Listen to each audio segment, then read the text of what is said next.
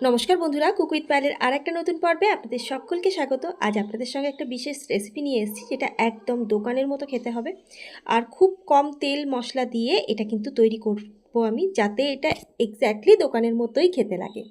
তো এই যে রেসিপিটা, এটা কিন্তু শুধু মুখে খেতে তো ভালো লাগেই, বাড়িতে গেস্ট আসলে কিন্তু স্টার্টার হিসেবেও এটা আপনারা দিতে পারেন।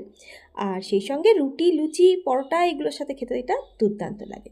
তো দেখতেই পেলেন, তেল নামমাত্র দিয়ে আমি নারকেলগুলোকে ভেজে নিয়েছি আর বেশ কয়েকটা জিনিস রেডি করে রেখেছি। নারকেলটা তুলে রেখে আমি ওই কড়াতেই দেখুন এই তেলটা দিলাম, আর এই পরিমাণ তেলেই কিন্তু মোটামুটি আমার রান্নাটা হবে বলে আশা করছি। তো চলুন, আমি এখানে গোটা গরম মশলা, একটু জিরে, কাঁচা লঙ্কা, তেজপাতা, দারচিনি, এলাচ, লবঙ্গ দিয়ে দিয়েছি।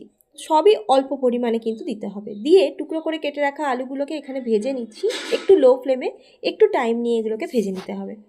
এরপর আমি দেখুন এখানে ওই তেলের মধ্যেই একটা ছোট্ট সাইজের পেঁয়াজ, কাঁচা লঙ্কা কুচি দিয়ে দিলাম, আর সেই সঙ্গে দিয়ে দেবো একদম হাফ চামচেরও কম পরিমাণ বা হাফ চামচ পরিমাণেই বলতে পারেন আদা, রসুন আর কাঁচা লঙ্কার পেস্ট। সঙ্গে হাফ চামচ করে হলুদ আর কাশ্মীরি লঙ্কার গুঁড়ো আমি দিয়েছি কালারের জন্য। চাইলে কিন্তু আপনারা ওটাকে অ্যাভয়েড করতে পারেন।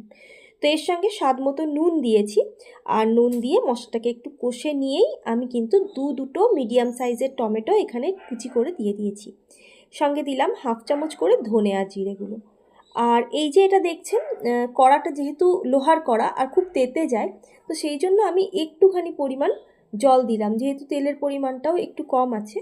তো সব কিছু দিয়ে ভালো করে মিক্স করে আবারও একটু জল দিয়ে আমি একদম নিভু আঁচে এটাকে হতে দেব। মশলাটা থেকে কিন্তু তেল ছেড়ে এসছে, ওই সময় কিন্তু আলুটা দিয়ে দিলাম। দিয়ে ভালো করে নেড়ে চেড়ে নিয়ে মিনিট 1.5 থেকে 2 মিনিট মতো নেড়ে চেড়ে নেব। এরপর ফ্লেমটাকে আমি কিন্তু এই সময় হাই রেখেছি, দিয়ে আমি সেদ্ধ করে রেখেছিলাম মটর দানা, আর এটা আপনারা চাইলে সবুজ মটরও নিতে পারেন।